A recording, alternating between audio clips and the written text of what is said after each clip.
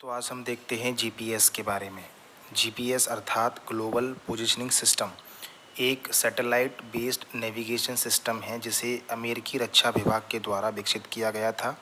यह प्रणाली उपयोगकर्ता को किसी भी स्थान पर उसकी स्थिति, लैटिट्यूड या लॉन्गिट्यूड और समय की सही जानकारी प्रदान करती है, चाहे वे पृथ्वी के किसी भी भाग में हों। जीपीएस का यूज़ विभिन्न नागरिक और सैन्य उद्देश्यों के लिए किया जाता है, जैसे नेविगेशन, मैप, सर्वेक्षण और इमरजेंसी सर्विसेज में।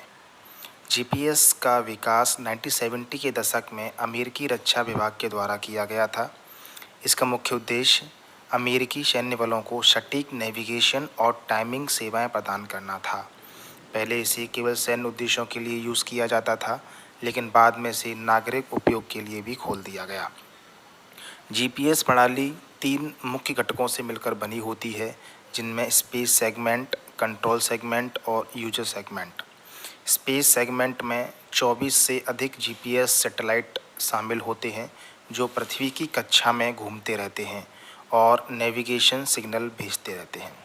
कंट्रोल सेगमेंट में ग्राउंड स्टेशन और कंट्रोल स्टेशन होता है जो जीपीएस उपग्रहों की निगरानी और कंट्रोलिंग करता है। यूज़र सेगमेंट में जीपीएस रिसीवर शामिल होते हैं जो उपग्रह से सिग्नल प्राप्त करके यूज़र की सटीक स्थिति और समय की जानकारी प्रदान करते हैं। जीपीएस लगातार सिग्नल भेजते रहते हैं जिनमें उनकी स्थिति और समय की जानकारी होती है। एक जीपीएस रिसीवर इन सिग्नलों को रिसीव करता है और कम से कम 4 सैटेलाइट से प्राप्त सिग्नलों के आधार पर अपनी सटीक स्थिति की कैलकुलेशन करता है। इस प्रक्रिया को ट्रिलेटरेशन कहा जाता है। अगर मैं जीपीएस के यूज़ की बात करूं तो नेविगेशन में जीपीएस का यूज़ किया जाता है, सर्वेक्षण, मैप, इमरजेंसी सर्विसेज और डिफेंस यूजेस में। जीपीएस सिग्नल कुछ स्थानों पर जैसे घने जंगल, गहरी घाटियां या बड़ी इमारतों के बीच कमज़ोर हो जाते हैं या प्रतिबंधित हो जाते हैं कहें तो।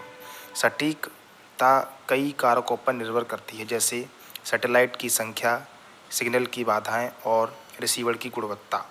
जीपीएस तकनीकी ने दुनिया भर में नेविगेशन और स्थान आधारित सेवाओं में क्रांति ला दी है, जिससे यह आधुनिक जीवन का अभिन्न हिस्सा बन गया है।